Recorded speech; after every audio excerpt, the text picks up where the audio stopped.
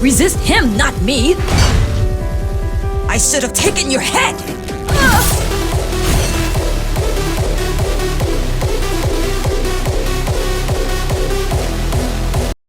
What's poppin' gamers, Edsky here. Guys, you know me as a person who loves playing different niche, indie and mid-tier budget video games, finding these pearls in the market where most AAA games do not invoke as much interest as they probably should. If you did not know that, well, that is who I am, glad to meet you. And recently, after finally playing Metro Exodus with a stable frame rate, unlike I did in 2019, I found myself wondering what game should I play next. And my eye fell on a game that I have heard about before, on the one that I was first introduced to as Katana Zero in 3D, Ghostrunner. As you only launched the game, Ghostrunner immediately begins with a high production value cinematic. The cutscene immediately sets you up for an action-driven game with its intense music and well-designed action. What I immediately like about the cinematic, rewatching it after beating the game, is how the first half of it, in fact, showcases the actual gameplay you'll be engaging in quite soon. Running on walls, cutting enemies in half, deflecting enemy projectiles, the blink ability, all of it will be available and pretty necessary to you quite soon. The second half of the cinematic is not as faithful to the gameplay, as you'll see further, but is full of amazing battle choreography between Ghostrunner and Mara, and features one of the most blood-pumping and great video game techno soundtracks I've ever heard. The music really sets the tone for the scene, and in addition to good action, cinematography and hints of story put here and there, sets up the tone of the game, making you invested in it from the first minutes. The cinematic makes you hyped up for the action to come, but what about the gameplay itself? Was the game capable of making you feel like Ghostrunner yourself, through intense battles and your numerous abilities, unavailable to regular people? Well, I have to say, my left hand felt pretty numb after finishing the hardcore mode, but we'll discuss that later. More important now is how the combat encounters are constructed themselves. And just like I expected, and how I like it, every combat encounter is a sort of a puzzle that needs to be solved, not only with your lightning-fast reaction, but also with the brain. I can draw parallels to Katana Zero here, which used the similar approach. However, Ghostrunner, being a three-dimensional game, makes it easier to maneuver around enemy bullets, unlike Dragon, who had much more trouble with dodging projectiles. More so, almost every combat encounter in Katana Zero was unskippable, in the meaning that to proceed to the next room, you had to kill every single enemy in your current room. Many of Ghostrunner's enemies, however, are located in a way where, theoretically, you could just skip them and move forward. Of course, often it is impractical or even impossible, but the game does not always make you stop and murder everybody to proceed. Though it is a trick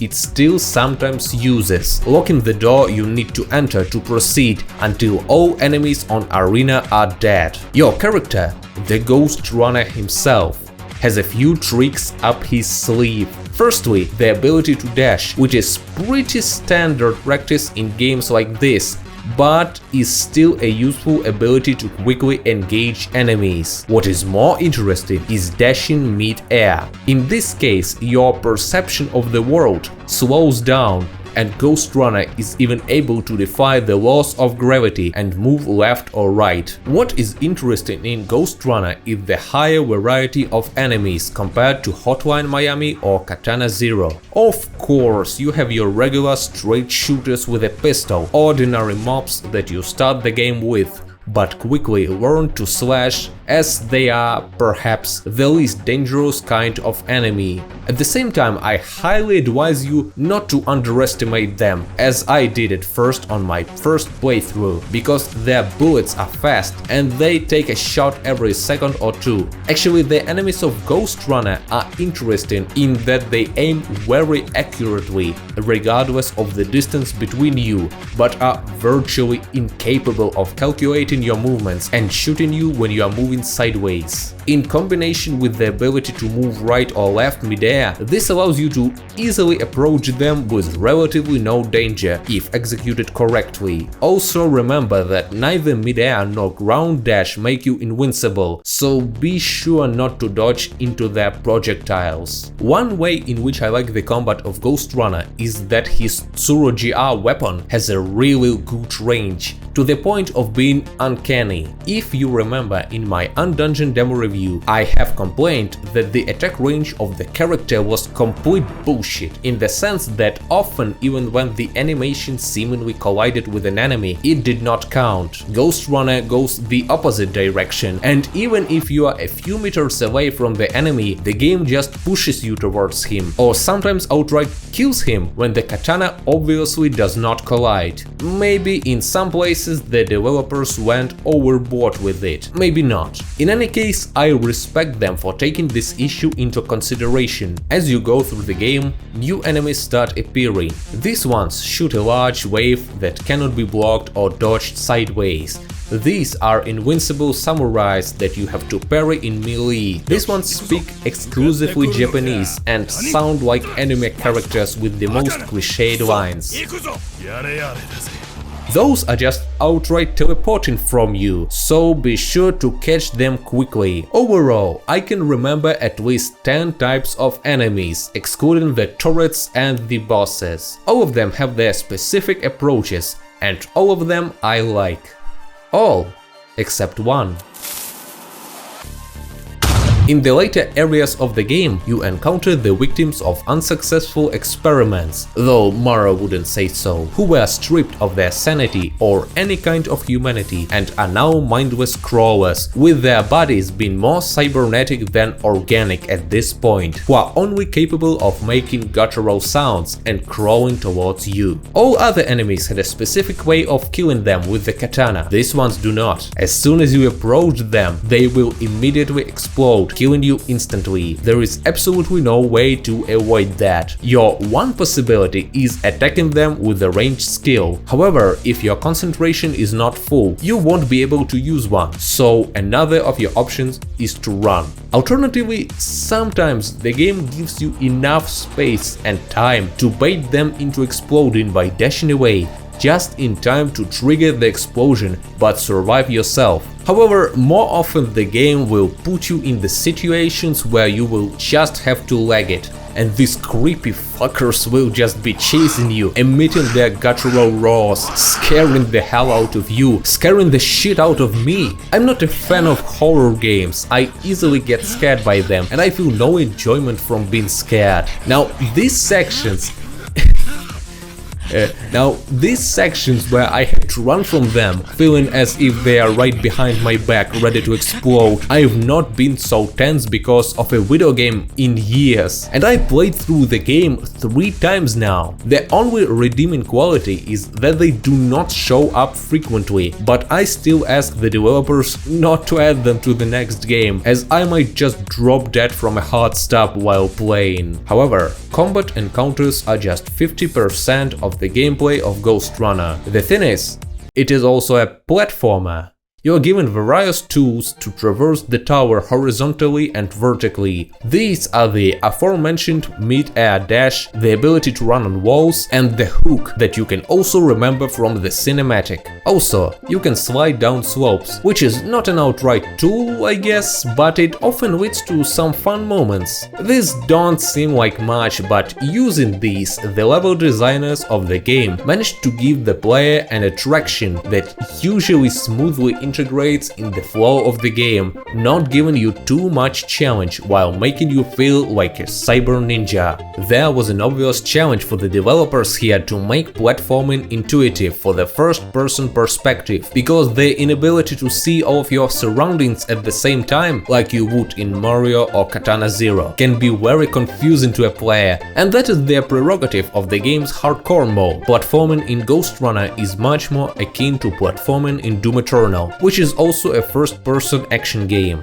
If you have enjoyed the platforming of Doom Eternal, you will enjoy it in Ghostrunner even more, with the speed being accelerated and the design being more intuitive in comparison. However, if you hated the platforming of Doom Eternal, as I know many players did, you will be relieved to see how much better it is in Ghostrunner, again being faster, more intuitive and more fitting to the game. And since we've started with Doom comparisons, I have to note that the inspirations by Doom 2016 are very obvious in this game, while the partial similarity of parkour to the one from Doom Eternal is definitely a coincidence, as the games had only a half a year release date gap. Doom 2016 came out 4 years earlier. Its stylistic and even gameplay choices can be found all over. Firstly, the doors. Let me elaborate. I have already mentioned sections where you need to kill all enemies for the door to open. Not only is it similar to the demonic presence at unsafe levels, lockdown in effect sections of Doom 2016, but even the locked doors look extremely alike. And so are the ways the level ends, with the elevator button being similar to the exit facility screens at the end of Doom levels. What about the ways the secrets look? Although this time I admit their appearance in Ghostrunner might have not been influenced by Doom 2016, they're extremely alike with Doom Eternal Easter eggs. Most likely once again a coincidence. Lastly, the visual style of the industrial base district largely reminds me of Doom 2016 early factory levels. The last and the least dominant type of gameplay in Ghostrunner is the Cybervoid and everything related to it. In the lore of the game, Cybervoid is something between internet and operational system that runs Dharma Tower. When traveling the Cybervoid, you'll be given various tasks and puzzles that represent Ghostrunner hacking and manipulating the code of Cybervoid. When I say puzzles, I do not mean the kind of puzzles that the combat encounters are. These are literal puzzles. Look, here are all of your favorite minigames. A mosaic. Wow, you got the Tetris! Wow, you're the best! Woo! Rotate the pipes to make the water flow. Navigate through the doors to collect all required elements.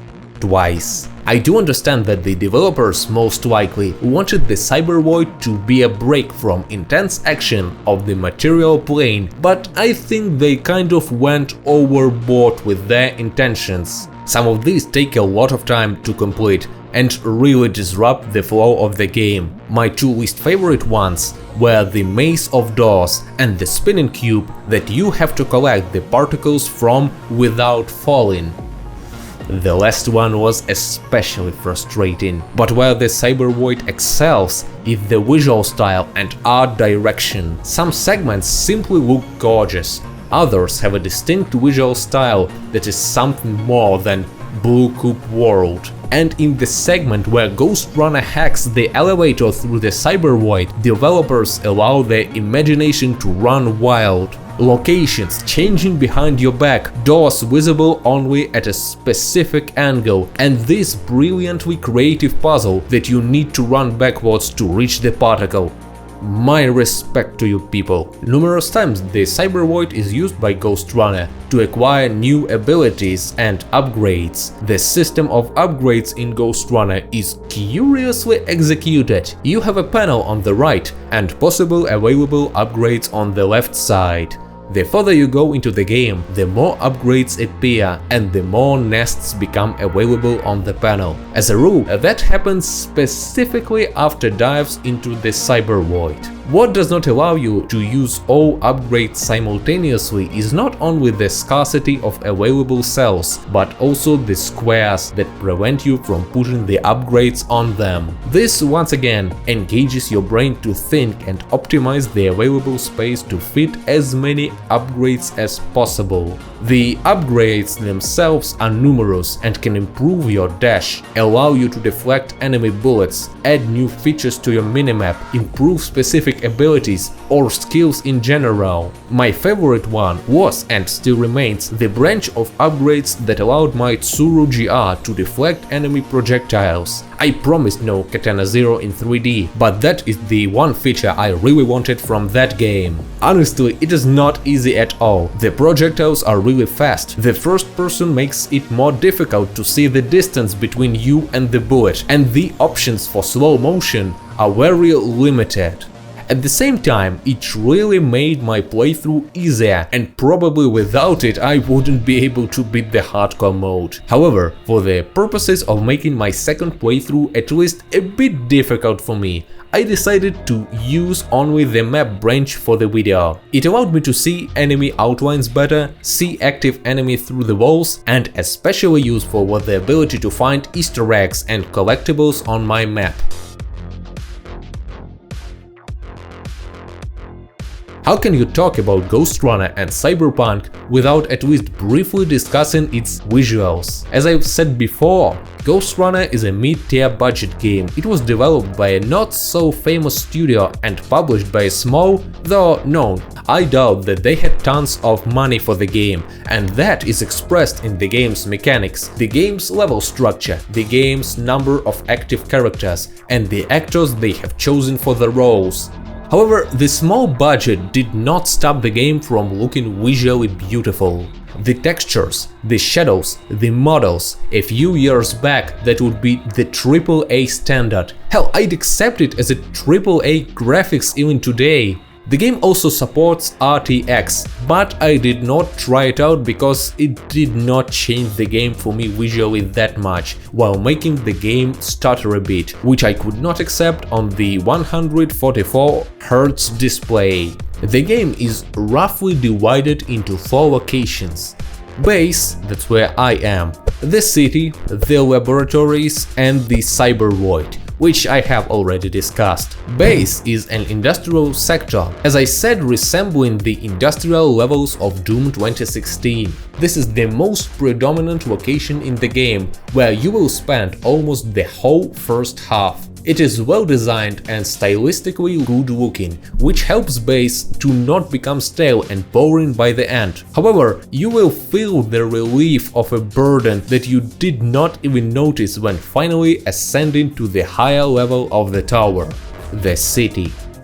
The city is your typical glossy cyberpunk, with various stores and buildings covered in neon. The music also becomes more electronic in comparison to previously more techno soundtracks. The only thing that is missing are the pedestrians and flying vehicles, as the city is currently on curfew and anyone spotted on streets will be immediately shot. Obviously, it was done out of budgetary concerns and the need for no one to obstruct the player. The city is just good looking and much more spacious, allowing Ghostrunner to use more environment for combat. The last location of the game are Mara's laboratories, which have this futuristic and at the same time green tint to them. One common theme that can be noticed on every level is how gimmicky and obviously Videogame the environment always looks. I mean, I get it. It is a video game, but it feels as if Dama Tower was initially constructed for Ghostrunners to traverse it and not for ordinary citizens to live. This problem is present in many platformers, however games like Katana Zero make it look much less apparent because of the 2D graphics and the side perspective. Overall, I'm not really putting this as a minus for the game. It does not ultimately matter as much, just had to note it because of how noticeable this is. One thing we got clear so far: the gameplay of Ghostrunner is great. It takes the best from other similar games and amplifies it by adding its own unique features. However, what have we avoided talking much about so far? Exactly, the story. John Carmack once said, "Story in a game is like story in a porn movie. It's expected to be there, but it's not that important." Well, that is the exact reason why John Carmack was not invited to work on the development of Ghostrunner. When I was browsing the game's reviews before even buying, one of the first Steam reviews was favorable towards the gameplay, soundtrack, graphics, but gave the game's story 3 out of 10, saying it was there just because there had to be at least some story, and calling it extremely cliched. And to that, I now only have one thing to respond. Dude, you are full of incorrect assessments about the game's story. This video review would never exist if I did not have at least just as much to discuss about the game's story as I did about the gameplay. But first of all, I have to retell you the story of Ghostrunner so we can later discuss it properly. As I have already noted, the game starts with a cinematic where our main character, a Ghostrunner, is running towards an office, killing his enemies on his way. He arrives too late, seeing that a yet unknown man is killed by a woman with robotic claws. They engage in battle, and when the Ghostrunner seems to be winning, she uses the kill switch mechanism to disable him, rips off his hand and throws him out of the window. The game itself begins 20 years later. The same Ghostrunner wakes up on the streets of the lower levels of Dharma City. He is instantly contacted by a mysterious voice in his head that he temporarily names Whisper. Whisper gives Ghostrunner initial instructions and then tells to free him from his prison. As Ghostrunner moves through the streets, killing hostile bandits, Whisper explains to him what happened. Ghostrunners used to be the elite warriors and peacekeepers of Dharma City years ago, before the coup. The coup happened when Mara struck the architect, former ruler of the tower, and assumed the control over it. This is exactly what happened in the cinematic. Now she's ruling Dharma Tower with her iron fist and the army of thugs and bandits.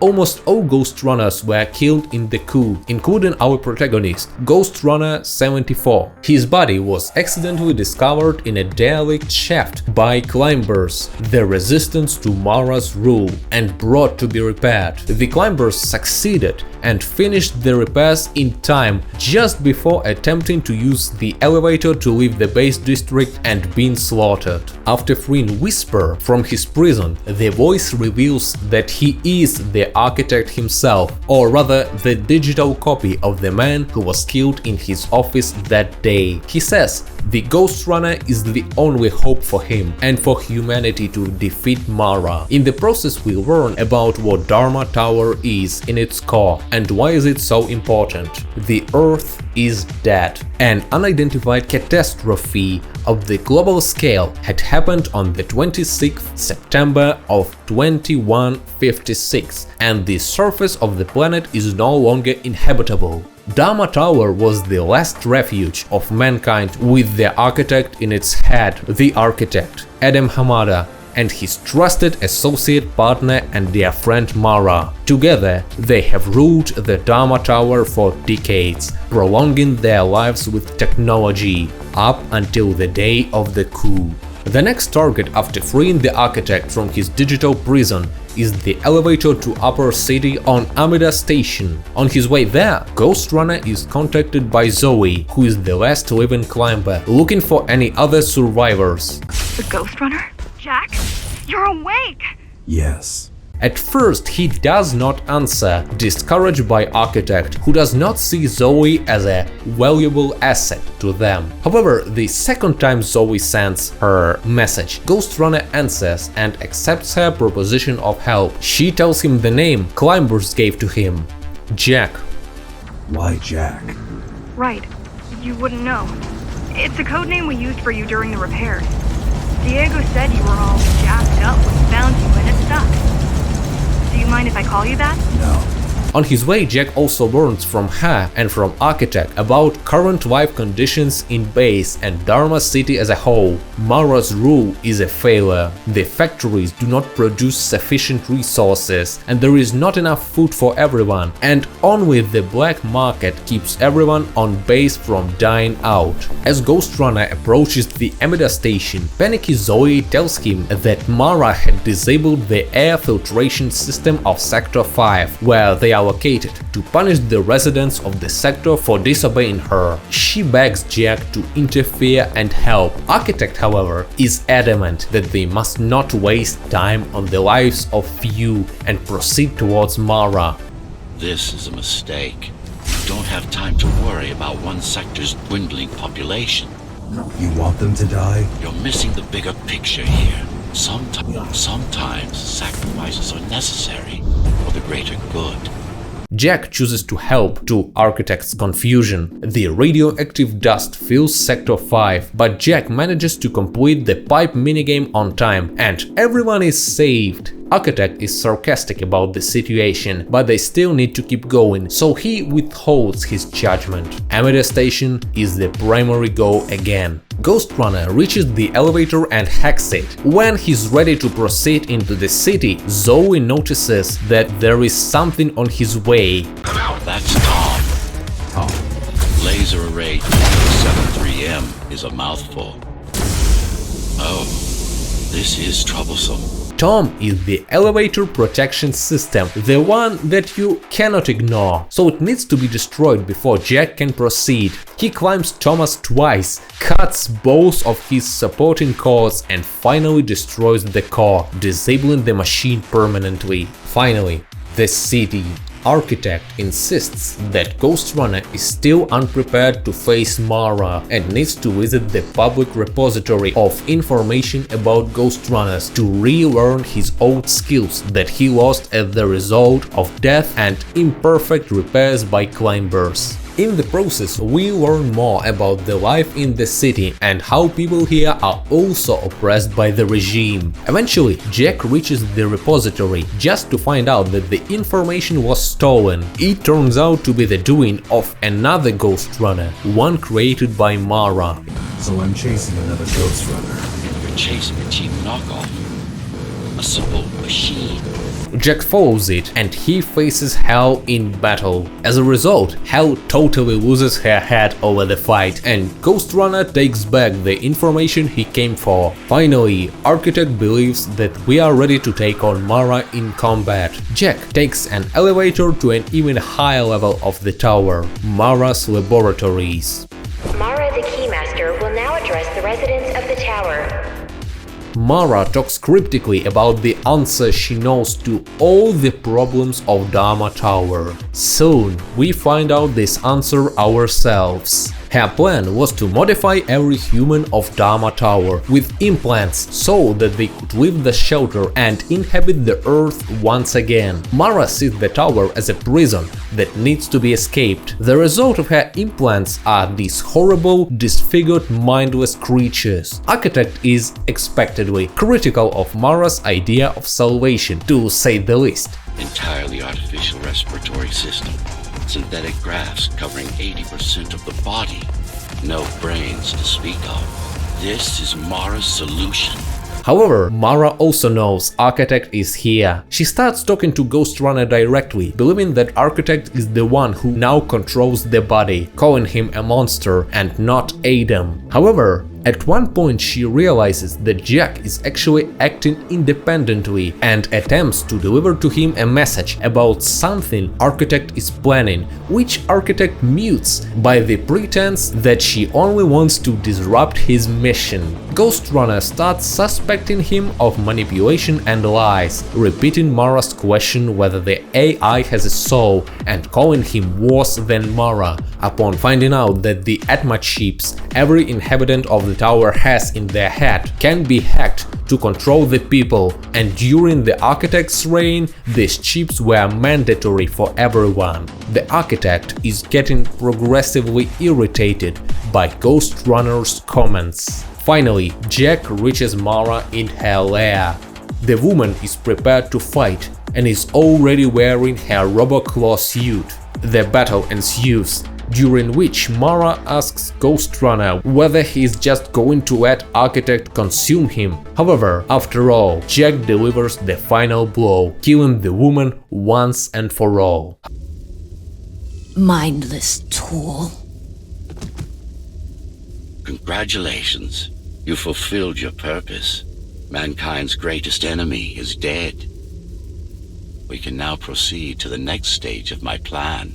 Allow me to do the honors. What are you doing? Jack finds himself in the Cybervoid, with a giant firewall approaching him, going to erase him forever. He starts running away, while Architect asks and demands him to stop. These imbeciles ruined you. Took a work of art and made it into a piece of junk, driven by an illusion of sentience. Sorry to disappoint. Architect explains his plan, where everyone through their Atma chips will be made to follow one single will and have one iron resolve. He plans to overtake everybody in Dharma Tower and unify it as one collective mind, where he will be the system in charge. This was his plan all along. This was Adam Hameda's plan for decades, that he spent creating the Architect. But Addon was weak, burdened by his fears and his body, while Architect is free to do what he sees as ultimately good for humanity. All of this happens while Jack continues running away from the firewall through the Cybervoid. However, he was not just running away. In the distance, a tower can be seen, a tower that represents the location of Architect himself in the Cybervoid. And finally, Jack reaches it. You can't be trying to... If you destroy me, the remaining Cybervoid system will shut down. You won't survive without them. You won't survive without me. No, no, I will not be deleted by a mere tool. I forbid you, Ghostrunner. My name is Jack.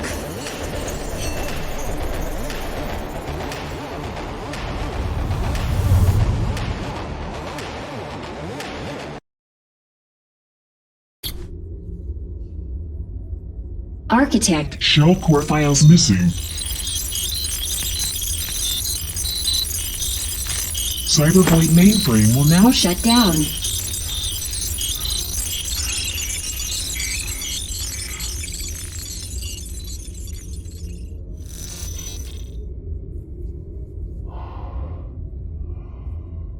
Program terminated.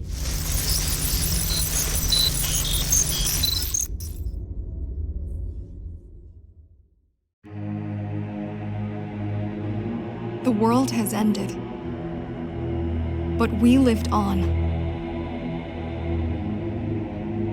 The tower is our home. The only one we've ever known. The ones who built it wanted to control our fate. To shape us like we were their playthings. They wanted to manipulate our minds and our bodies. Be our gods. But they overreached. It took strength, determination, and sacrifice. But we prevailed. The ghosts of the old world are gone. We're on our own. It won't be easy, but for the first time in a long time, we can make our own future. Little by little, step by step, we'll find our way. And we all have one man to thank for it. The man who faced his own creators and proved them wrong. The man who made a choice when he was told he had none. The Ghostrunner. And this is the story of Ghostrunner. Of course, I gave a really abridged version here, missing out on a ton of informative and important dialogues, giving only what is essential for the understanding of the story. This approach could possibly also push you towards a thought that the story was not as good, but all of this was done only to prepare you for the discussion and my explanation of why the plot of Ghostrunner is more complex, deeper, and better crafted than you might think at first.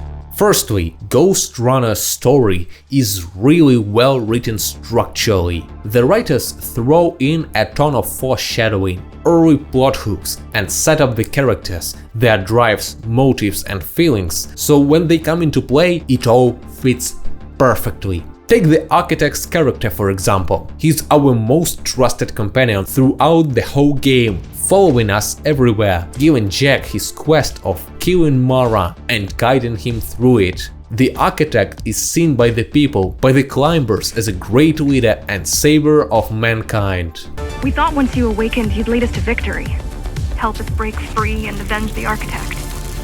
He constantly proclaims and genuinely believes that he does everything for the good of humanity. However, at the same time, the man is an ultimate utilitarianist. His working principle throughout the whole game, hell, even before the game, is based on the idea that results always justify the means. The man is ready to sacrifice thousands of lives of Sector 5 inhabitants to not endanger Ghostrunner and make it to Mara quicker.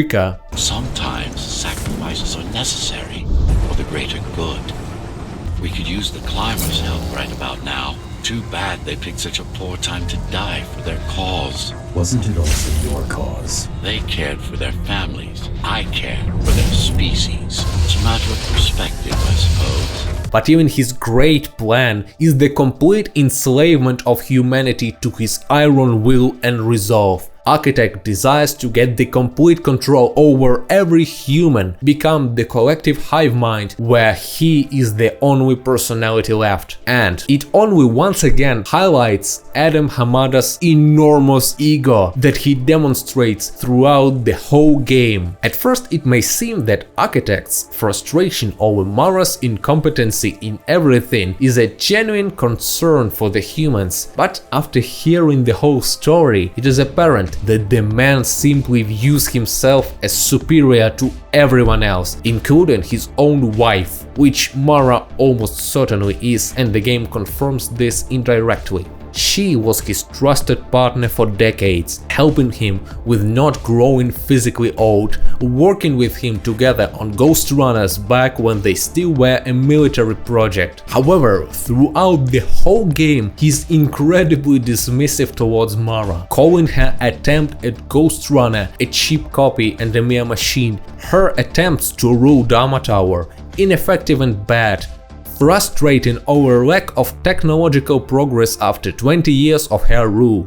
At this rate, Mara's regime will fall to rebels in a decade or two, ones armed with sticks and stones. Angry about the downfall of his city, dismissive about her army of thugs in comparison to his Ghostrunners, her stealth system, her inability to understand basic psychology unlike him, her inability to preserve the culture of mankind, and her attempts at improving humanity. Architect does not view Mara as his equal. He does not believe she can do anything on her own. She needs him to observe her project. And the thing is, he's absolutely correct in his assessment. The man is the greatest inventor, possibly of all time. He's like a successful version of Mr. House who manages to build a shelter for humanity and after all save it from the great apocalypse, the burst. But Adam and Architect, despite their similarity, are not the same. Both Mara and soon Ghostrunner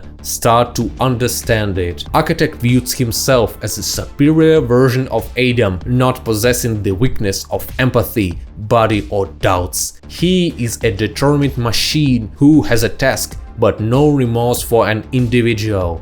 When he talks about humans, when he sorrows about the victims of Mara's experiments, Architect only sees them as valuable tools being wasted. The only reason he's even so kind and patient towards the Ghostrunner is because he sees Jack as his personal tool, as his perfect creation that he takes pride in. He constantly boasts about Ghostrunner's perfect stealth system, masterful Tsuru-GR weapons, his ability to navigate Cybervoid, and his wondrous abilities that are out of any regular human's reach. Jack is a mere work of art for him, not even a person. And this is where Jack disagrees. Even as Ghostrunner is about to strike Architect, the man's ego simply does not allow him to comprehend what is going on. He, the most talented genius ever, is about to be killed by a mere tool that he had created for his purposes. He commands Ghostrunner to obey, because the thought that a man like him can die to this is ridiculous and unbelievable. Architect views himself as too important, too good to lose.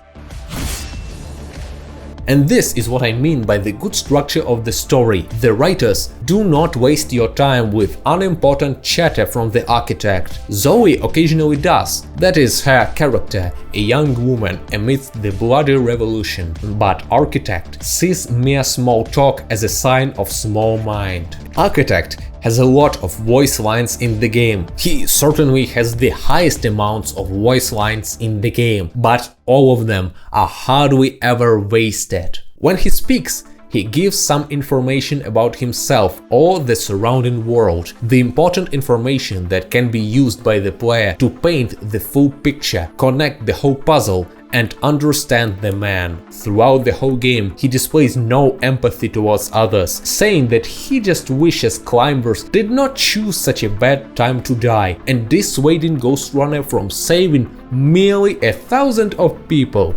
It all starts making sense in the end when his plan is revealed. The character had been established through the game so smoothly that an idea to enslave everyone to his iron will does not seem like something out of character. That is where the writers excel. Every small detail, casually mentioned throughout the game's numerous dialogues, eventually comes into play. Remember Atma chips that Zoe so casually mentioned near the beginning of the game? Remember how insignificant the detail about everyone having this chip during Architect's rule? Well, now it is a very important detail, as these are the chips he's planning to use to take over control. Or let's take Zoe. Let's even be honest, Zoe is not Architect. Her character is way less deep, and she maybe could even be called a cliched character. A young rebel, full of empathy and dreams, willing to help the protagonist, seeking positive in people, and closer to the end, leaving to find other possibly alive climbers. Zoe does not have an arc, at least not a big, apparent arc, and she stays the same throughout the game. However, as a side character, she was never obligated to have one. Her importance in the story is different. She makes Jack's arc possible. Throughout the whole game, she allows him to feel like a human being, opposite to the tool that Architect tries making of him. Zoe gives him a human name, talks to him like to a person, enables him to act out of empathy, and, most importantly, tells him that he has the choice. You're the last Ghostrunner. I'm the last climber. The Keymaster killed our people. We both chose to fight. I didn't get to choose. Sure you did. Everyone does. One way or the other. If it was merely Architect's influence, Ghostrunner would be a tool, and he would not know any other ways. But Zoe gives him a choice, and Jack chooses. The last character worthy of discussion is Mara. Mara is definitely not very convoluted. She might have had an arc 20 years ago, before killing her husband. Now she is merely a crazy woman who is about to ruin the whole humanity with her insane augmentation plan. Her creations are obvious monsters, barely resembling human beings, yet she deems it a success. To a certain point, I was thinking whether she may or may not be revealed as a hero of the story in a sudden plot twist, but these experiments burned that bridge. She was delusional, and the game committed to that until the very end. I'd say Mara served as a red herring, if this phrase can be applied here, for the Architect and his shady intentions. Throughout the whole game, he displayed lack of empathy, Machiavellian philosophy, no regard for life, and so on, but we were too focused on defeating the big bad evil. I will not lie, I expected Architect to be a twist villain, but he still managed to surprise me. But even Mara was not devoid of motivation and character. Just like a sane person would be, she was repulsed by the idea of taking complete control of every human.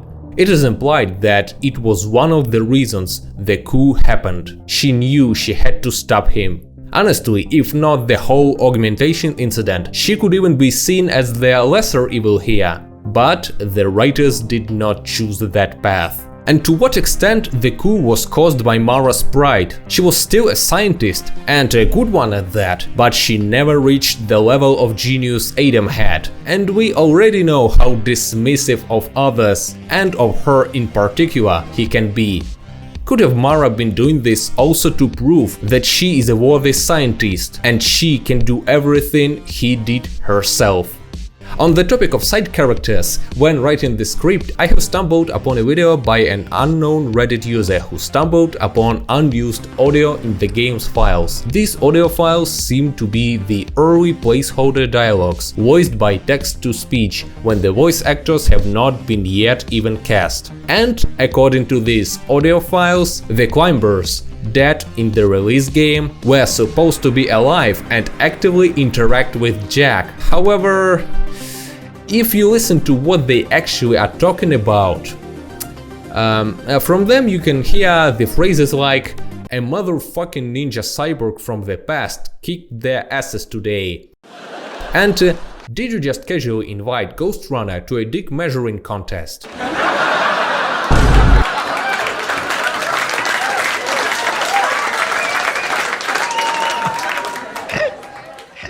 These guys would have totally ruined the seriousness of the story and turned the narrative into a postmodern C-grade comedy massacre. So I have to admit, I felt worse because of their death before I found out what would they be talking about over the radio. Sorry guys, but your death was not in vain, it was for better. Another interesting quality of the lore of Ghostrunner is its cyberpunk stylistic. Visually, it is practically identical to what we see in other games, movies, books, etc. of the genre. However, in terms of the story, what is Cyberpunk largely known for? Cyber implants, body modifications, grim future, corporations being in charge of the world. The last one, corporatism, is often used as a critique of capitalism and warning about its dangers in its radical forms. And this element is exactly what is absent in the world of Ghostrunner. Dharma is a former Samsara corporation, yes, but after the burst it has effectively become the government. It is unclear whether Dharma Tower features any elements of capitalism or whether everything is controlled by the government. We can see many neon lights advertising various products, shops, apothecaries, games, etc. However, Architect often hints at how much of the tower was actually under his control, and Zoe directly talks about how the resources were distributed by the government in the face of Mara. So, if free market exists there, it is limited and highly regulated. In this case, Ghostrunner becomes not the critique of capitalism, but the critique of authoritarian socialism? You fucking talk about politics all the goddamn time. Okay, maybe not outright socialism, but definitely the critique of paternalism. What you may have not noticed throughout the game is how it sneaks in this message about the dangers that lie at the core of authoritarianism and autocracy. Even I started thinking about it only when the game pointed it right into my face in the ending cutscene. The ghosts of Old World, Architect and Mara, both of them dictators who sought power to do what they see as the best for the mankind, are gone, and the common folk of both base and the city work together to rebuild the society of the tower. Ghostrunner as a game sends a very democratic message through its narrative and storytelling. The game questions the idea of an autocracy where the dictator uses their power for the better of people. This is exactly what Adam Hamada does in Dharma Tower at its beginning. He is a genius CEO who reconstructs his company's corporate office into a giant shelter where the mankind can survive the upcoming apocalypse. The apocalypse that seemingly only he and Mara know is going to happen, while the whole world is ignorant and sees him as a crazy man. And there seems to be no trick at first. Architect builds the society of Dharma around meritocratic and technocratic principles. His priority before the burst was to evacuate brightest scientists of Earth, so they can continue living here and contribute to the betterment of mankind further. Zoe mentions the separation of base, the industrial section, and the city itself. The only way to move into the city was passing a test that would deem you as worthy to do so. As Jack moves through the tower, he constantly gets positive feedback about the life here during the architect's reign, not only from the architect himself, but also from Zoe. Adam's reign seems like a perfect example of a technocratic society that abandoned the democratic principles and is now governed by the intellectuals, capable of understanding what is best for the people better than the people do themselves. However, the further we go, the more problems we see with this system. The most obvious one happens right at the beginning of the game, when the coup happens and the architect is replaced by Mara. Power tends to change hands, and the more power one concentrates in his or her hands, the more power another is going to inherit. And who guarantees that this another is going to act according to the needs of masses? Democratic societies, as a rule, have mechanisms of limiting one's power, so even if one attempts to take control of the nation, they will be punished for their actions through these mechanisms and democratic institutions. With Dharma Tower, it is the opposite. Architect was concentrating absolute authority over everything that had been going on in the city, and for a while he was using it for the good of humanity out of his internal principles. However, eventually their power dynamic changed and the new ruler, Mara, was far less caring about the people. Yet her power over them remained absolute, with no possibilities for them to overthrow her. The so-praised 1 in a million technocracy lasted for 50 years and went to become a regular dictatorship with privileged being loyal to the tyrant and the military ensuring the unloyal poor are kept in check. However, let's consider for a moment that Architect lasted, that he kept being the sole ruler of Dharma Tower and no coup ever happened. Would the perfect society last then? The game gives a definitive answer. No. Adam was never going to maintain the status quo. He wanted for more. His incredible intelligence fed his enormous ego, leading him to believe that the mankind would be better if everyone was more considerate and intelligent, like him. If everyone was him. For decades, Architect was planning to strip every remaining human of their individuality, of their I entirely. No more wars, no more corruption. Everyone is as smart as the Architect. Everyone is the Architect. He speaks of Mara's creations as no longer being humans, without realizing the irony. Ultimately, even the most bright mind becomes so overwhelmed by power that he loses the original purpose of improving the lives of people along the way. This goes back to the question of why I do not support Mr. House in New Vegas, even despite his obvious advantages and brilliance. There, honestly, are a lot of such moments that you do not even pay that much attention to on your first playthrough. I don't know whether the writers are actually so skilled and knowledgeable of how the story should be constructed, whether they do not have the theory and did it all intuitively with their talent, or just got lucky. What I do know is that we all have something to learn from them. And, let me remind you, they were not writing a novel. The restrictions did not even amount to merely being a movie. They wrote for an action-driven video game, the one where most of the plot would be established through dialogues in the protagonist's head. Do you realize how difficult it is to write a video game? How many limitations and requirements there are for a video game story? Why do you think the structure of movie stories never goes well when adapting them to video games? Because in a video game, the story is built around the gameplay. What these guys did with the story is a work of art. They pushed it to the limit. Compare it to the story of Hotline Miami 1, for example. Was the story of Hotline Miami 1 convoluted and incredibly clever? No, but it was presented to the player brilliantly and everyone loved it. Now Ghostrunner does so much more with its plot and gets 3 out of 10? One feature that I was very glad to see in the game was Jack suddenly turning out to be a talking character. I was always fascinated by how some stories go with mute characters and still manage to explain us their motivations and feelings.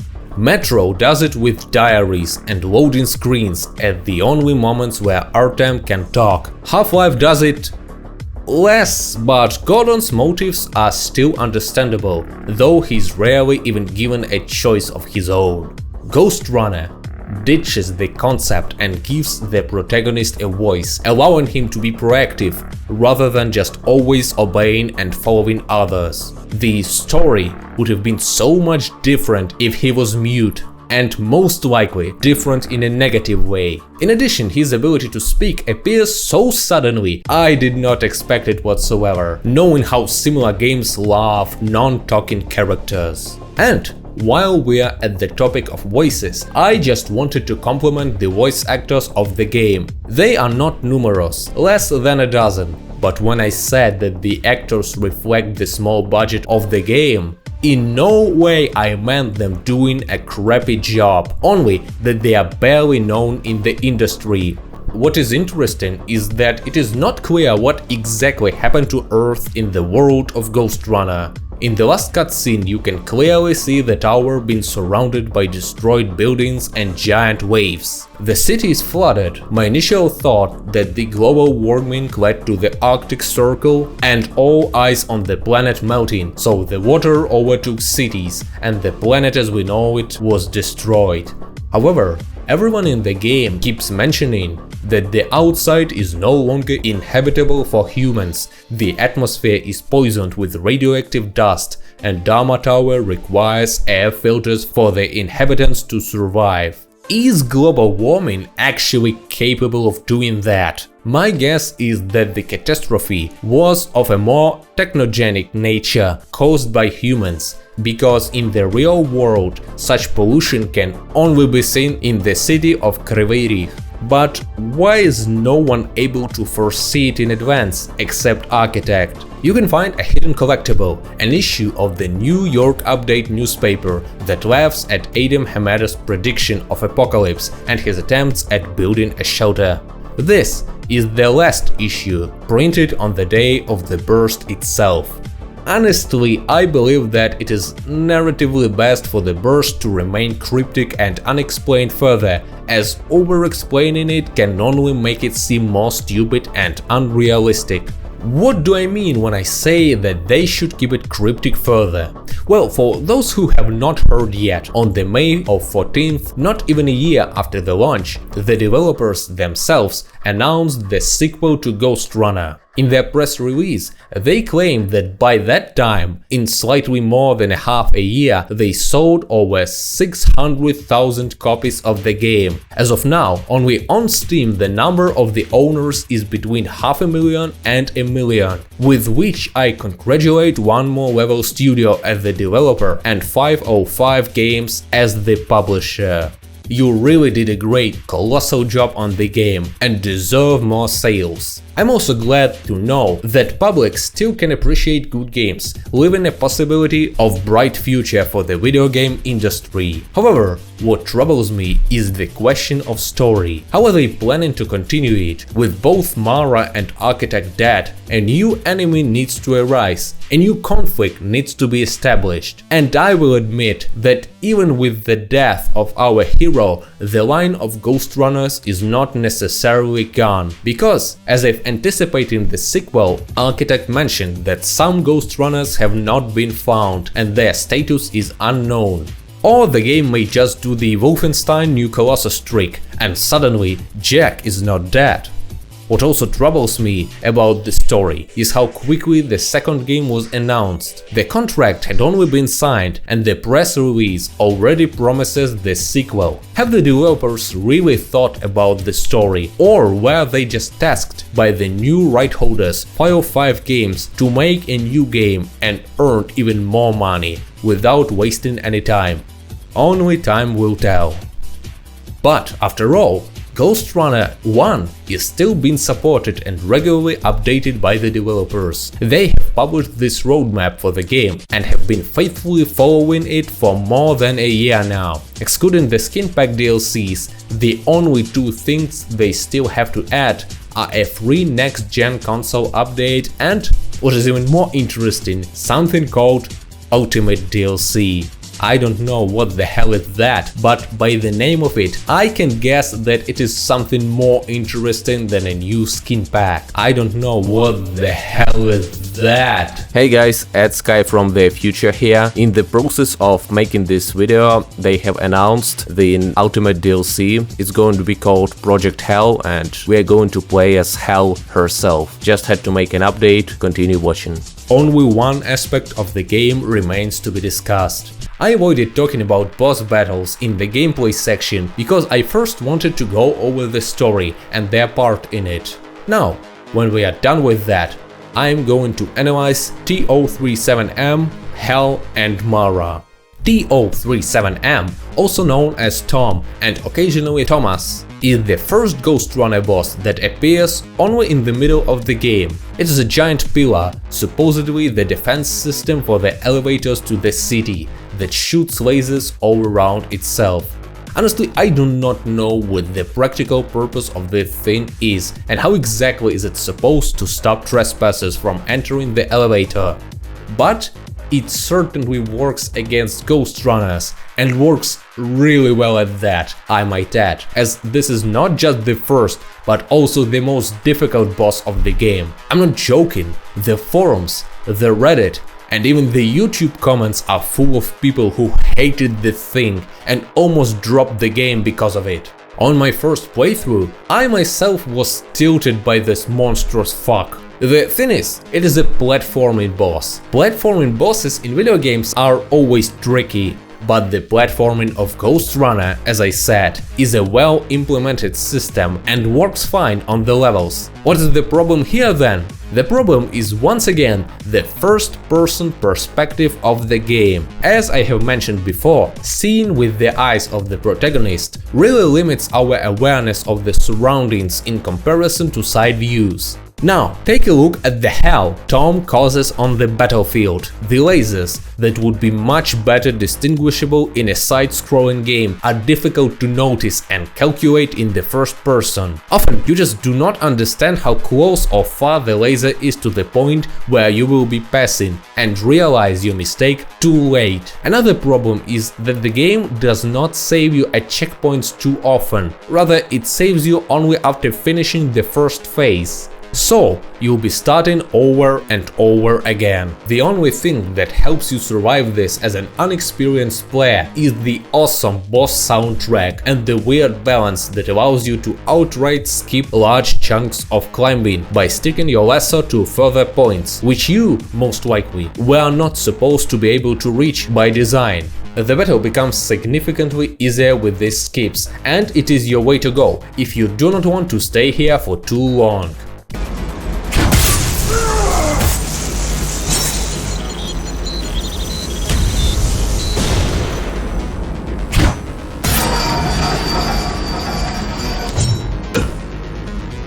Are you okay? I'm fine. Climb back up. The second phase of the battle is even more difficult, though at least it has a few checkpoints and does not require you to start over every time. What gets more difficult is that now Tom sends an energy wave to the walls that kills you on impact. The frequency of its attacks is 1 or 2 seconds, so you won't be able to run on a wall for a long time. The bigger they are,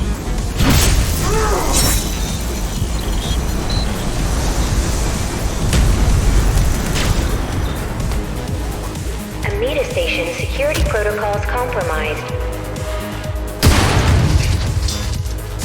For the love of... The third phase, however, is the easiest. You just need to destroy 2 fuses and the core of Tom, ending it forever. The second boss you face is HEL, an inferior attempt by Mara to create her own Ghostrunners. First of all, allow me to appreciate how stylishly the battle is set.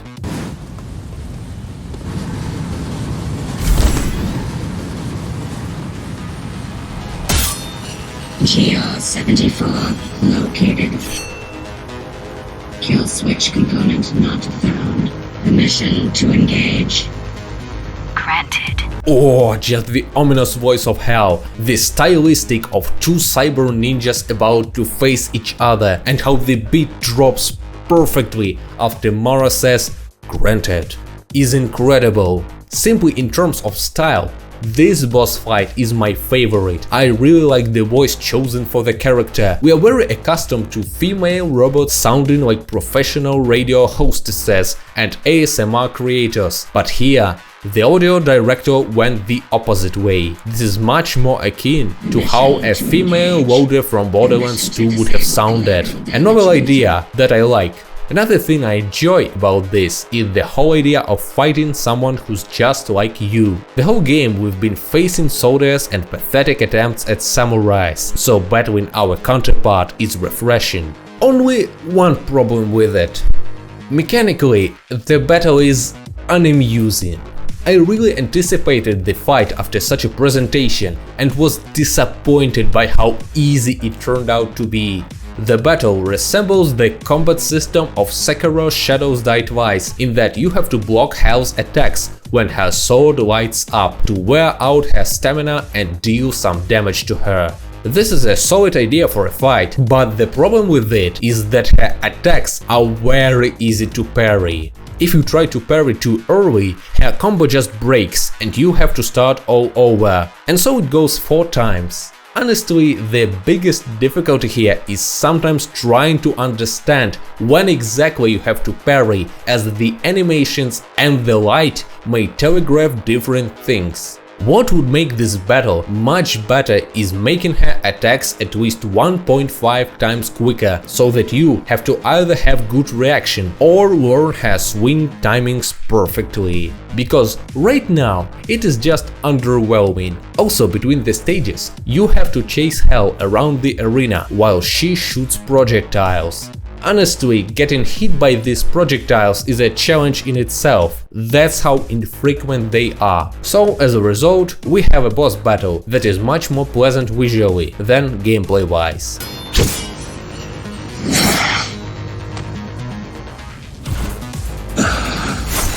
Flawless.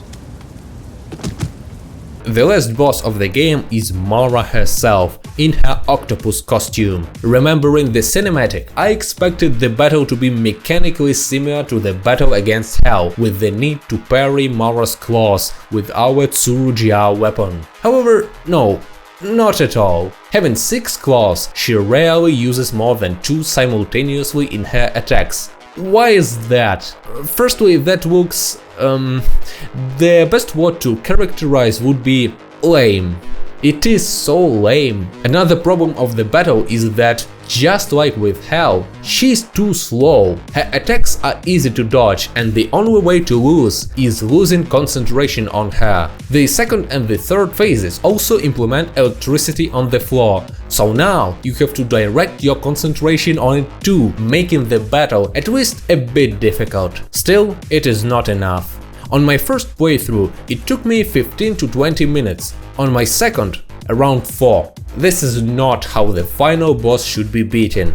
It is just disappointing.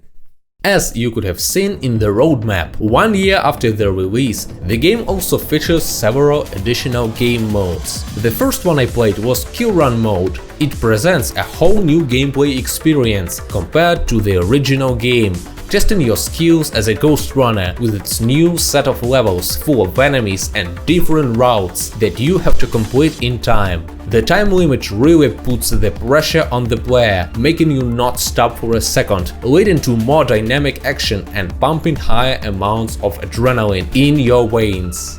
To be fair, completing a level in Killrun Mode is not too difficult, but mastering one is a challenge. I told myself that I would finish each one with a silver medal at least, and one I even did with the golden. But the last, 5th level, was too much for me to handle. One of the contributing factors was also how exhaustive the mode is, making me feel like a squeezed lemon only after a dozen of minutes playing it. Overall, I really liked the Killrun mode and the feeling of drive it gave me. Definitely recommended to play after the main game.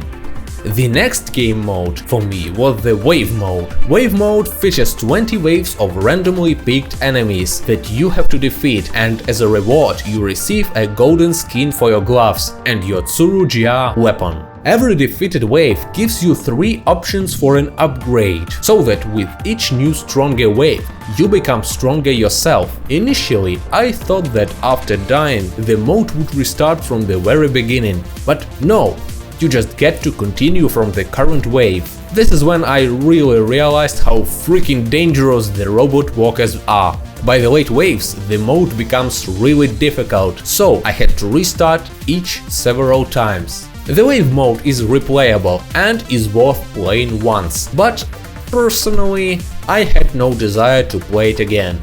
The last, but certainly not the least, game mode is the hardcore mode. Oh, how many nerves I have left here. Initially I thought I would finish it in 4 to 5 hours, as it would be more akin to the hardcore mode from Katana Zero. Oh, my expectations were far exceeded. The hardcore mode of Ghostrunner broke me several times.